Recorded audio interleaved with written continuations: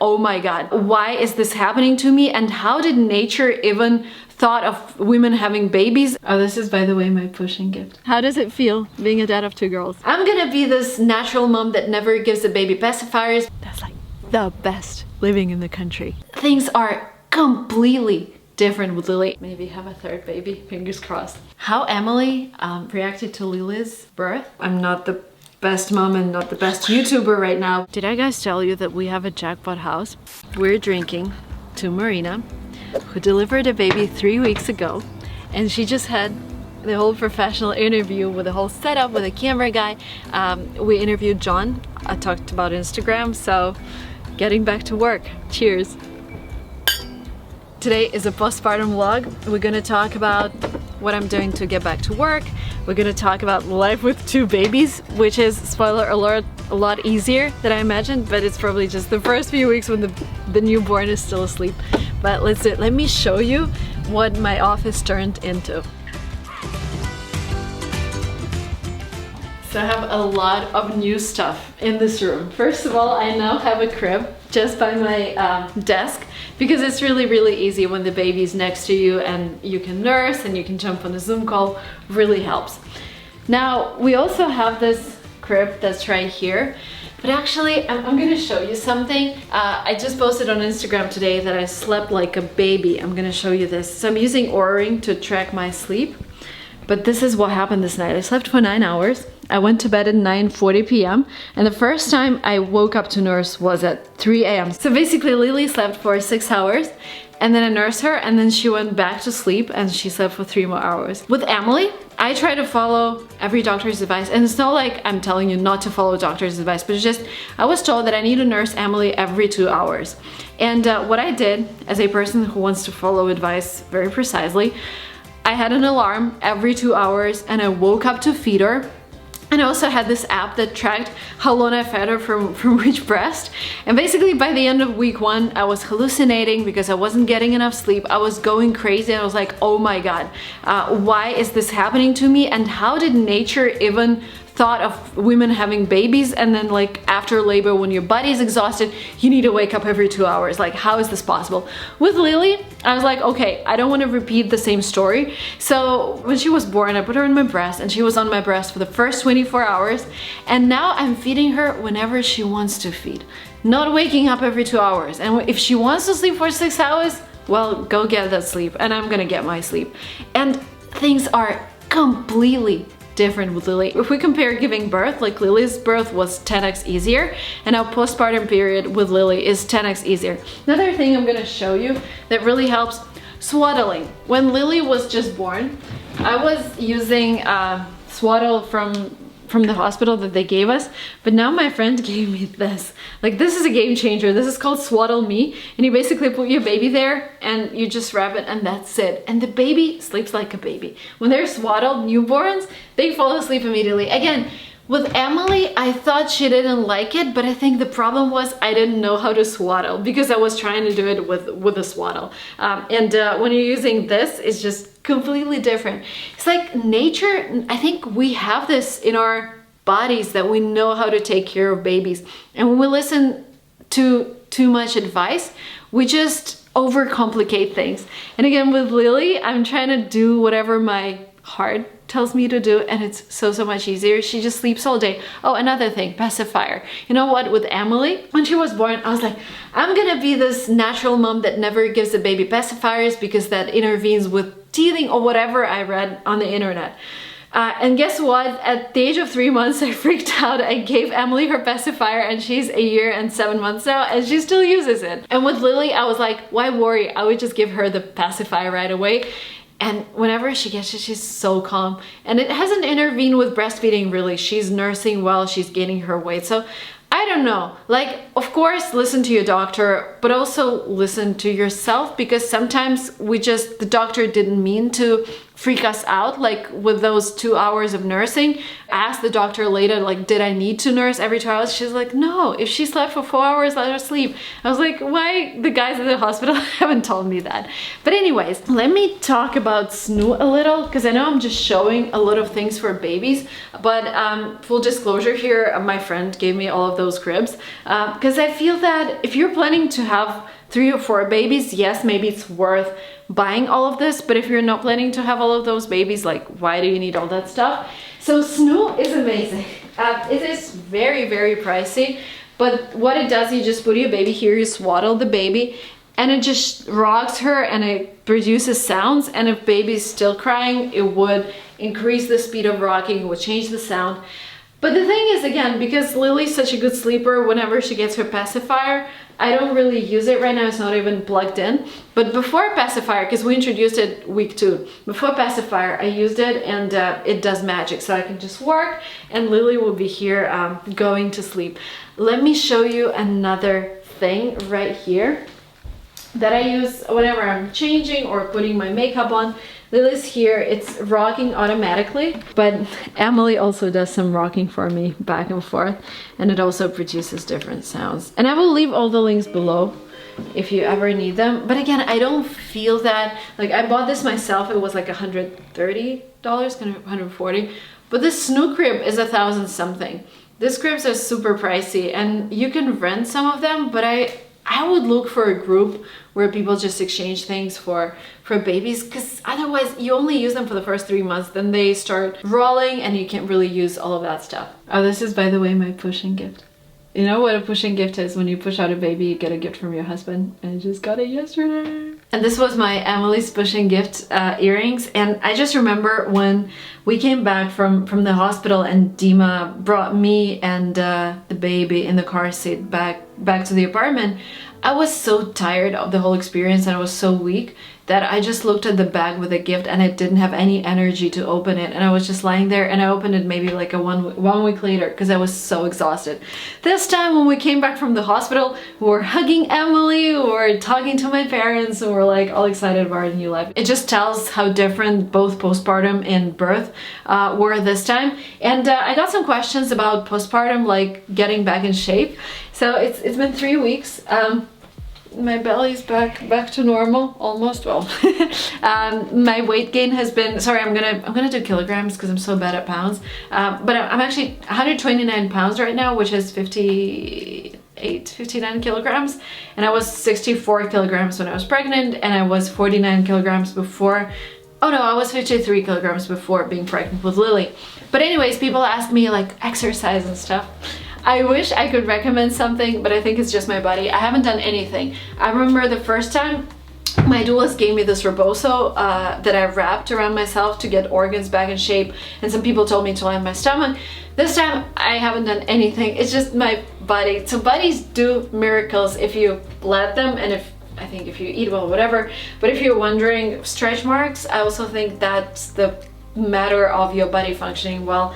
But I use these two. This is Emo oil, really good oil, and this is also really good. But I don't think these are the reasons why I didn't have any stretch marks. I think my body just did a job. So if somebody's advertising you buy this product and you will never have stretch marks, I think they're lying, because it's deeper than just putting something on your skin.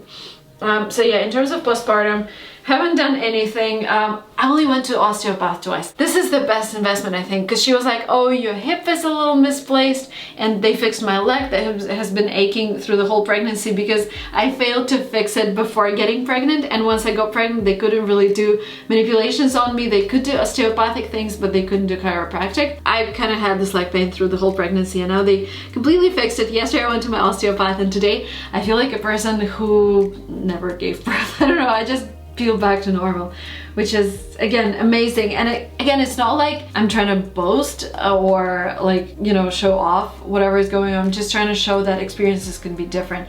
And my first birth was completely different, was a lot harder. And if you're thinking of a second baby, this is your motivation to get a second baby, because for me, at least it went a lot easier. One more thing I wanted to show you. Again, my friend gave it to me. I have an amazing friend who has 4 kids, and every time she has a kid, she's like, she gives me all her stuff because she thinks this is her last kid. And after she gives me all her stuff, she ends up having another baby. So this time I told her, like, if you're gonna have another baby, I'm just gonna give everything back. But she gave me this. This is amazing for Instagram, like the photographs are amazing, but also you put your baby here and you ask your first baby to rock it. And it does an amazing job so you can have your breakfast. It's like this rocking basket, amazing. Yeah, but again, I don't know, we're gonna use it for like a couple of months and then that's it. And then I will probably re-gift it to someone or maybe have a third baby, fingers crossed. Did I guys tell you that we have a Jackpot house? So, basically, funny story. Every animal in the neighborhood had babies in June. Deer had a baby, turkeys had babies, rabbits had babies, and I had a baby, which was kind of cool. And then when we got this house, I only saw orange and lemon trees. They never advertised this house as having like a lot of fruit trees, but we have pears, we have apricots, we have plums, we have oranges, we have lemons, we have figs right here. You can just pick and eat it. Oh my god, it's so good. These here, I think they're plums, and the tree there is apricots. And like every night, we would just go and pick stuff for the next day. That's like the best living in the country. We have a very secure system of protecting this garden from intruders. Don't tell anyone how secure it is. You guys were asking how Emily reacted to Lily's birth. I think she now has this, I don't know, maternal instinct or whatever. When I was a baby and I saw other babies, I was like, oh my god, I want to cuddle, I want to take care of it. And I think Emily has the same feeling. She wants to kiss her all the time. She helps me with diapers and she watches me do things with Lily. I don't know whether she actually understands that it's another human. I have some doubts sometimes that she thinks that maybe it's like a toy, I don't know. But right now it looks amazing. I don't know whether it's gonna be, well, it's gonna be worse later because they're gonna fight, etc. But anyways, right now she's like all helpful. Sometimes she wants to slap her, and I think this happens because she wants to play and Lily wouldn't, and she'll be like, hey, come on. But she doesn't really do that a lot. So fingers crossed, but we'll see. You guys know better than me, those who have 2 kids, what was the reaction first and what was later. But right now, yeah, amazing. Do you want to kiss? Do you want to kiss the baby? Or you only want to kiss mommy? You only want to kiss mommy.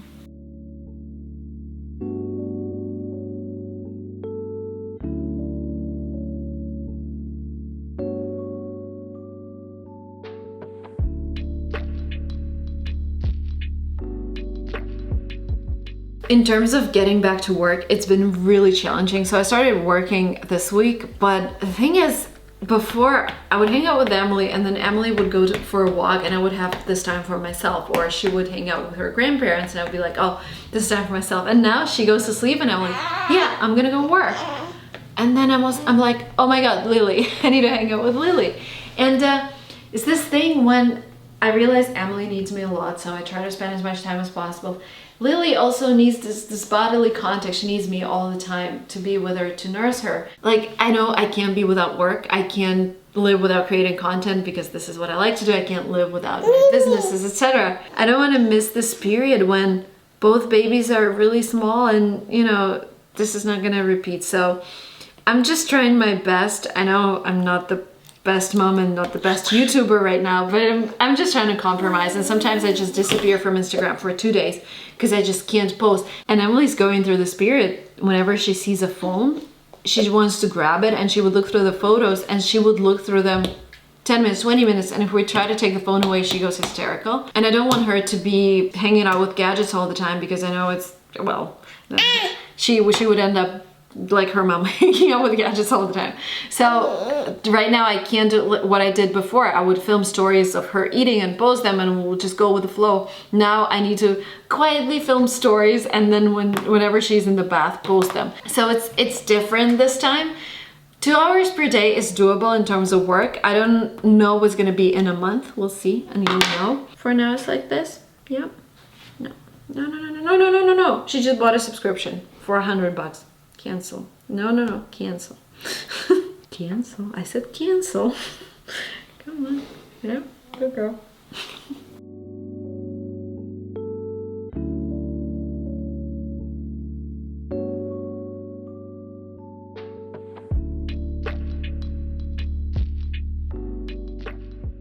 when I just had Emily, I told the whole family that she's not gonna eat sugar until she's 4 years old. She would know about sweets, cakes, whatever. But guess what? She's eating cheesecake. Because it starts with the adults. And if adults can't say no to sweets, then babies are gonna follow. This is something we still need to learn. But she doesn't eat too much. That's what I keep telling myself. But yeah.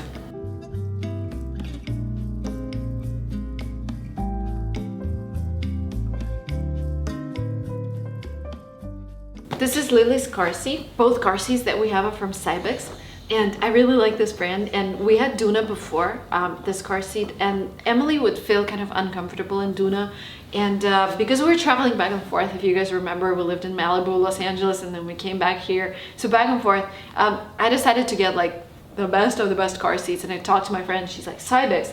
So I got this one, but it's only for newborns, and I only later I realized that they actually have car seats that last from newborn to like the age of 6. But now we're reusing this car seat for Lily. Funny story is, one of the guys who works at Cybex, he reached out to me and he's like, how do you like Cybex car seat? And when Dima was installing this car seats in the car, he was so angry because it took a while. He's like, who created the system? And so I wrote to that guy. It was kind of difficult to install, but we love it overall, because we love it overall, but he was like, ah. So, and the second car seat was also a little hard to install, but again, babies and kids, at least my kids, they love them because they're really comfortable. But they're European, so in the US you don't get all the colors and sizes and models, but I really like it. This is another car seat I was talking about. It's called Eternus S, and it's not sponsored, by the way. Sharing whatever I like. So basically this car seat converts from being an infant car seat to a 6-year-old baby's car seat. You can turn it. The only difference between these two car seats is that with the first one, you can actually take it as a small basket with you, whatever, so you can actually transport your baby outside the car with this car seat. So whenever we go to a restaurant, we would take it. This one, you can't take it out of the car. But if you don't have to, then this would be the best version. Saves a lot of money because you don't have to change it later. Dima just came back from the office. How does it feel being a dad of 2 girls? Perfect. That's it. So far I didn't feel any like difference between one babies and 2, because Lily always sleep or eat. That's it. So Sleeps or eats. Sleeps or eats. Okay, sorry. Grammar mistakes, guys. But also you've been in the office for 80% quite a of the while. time. Quite a while. Crocodile. So yeah, so far it's like very easy. I'm and glad. for you as well, right? Yeah, because for me as well. She's like perfect she's baby. always asleep. And we have our parents here who are working 24/7. Lily is a perfect baby. Perfect. Yeah, Lily is a perfect baby. That's 100% true. We need to take care of something, guys. Thank you so much for watching this video up to the very end. If you're not yet subscribed to this channel, Silicon Valley Girl, hit the subscribe button. If you have any questions. This video for Silicon Valley Girl? Are you serious? What did you I mean, think? it's very like, it's about tech, business. Yeah, having babies in Silicon Valley, that's the thing. Ah, okay. Thank you guys so much. If you're not yet subscribed, hit the subscribe button. If you have any questions about having babies in Silicon Valley, write them down in comments below and I will try to answer them in my next videos. See you soon. Bye bye.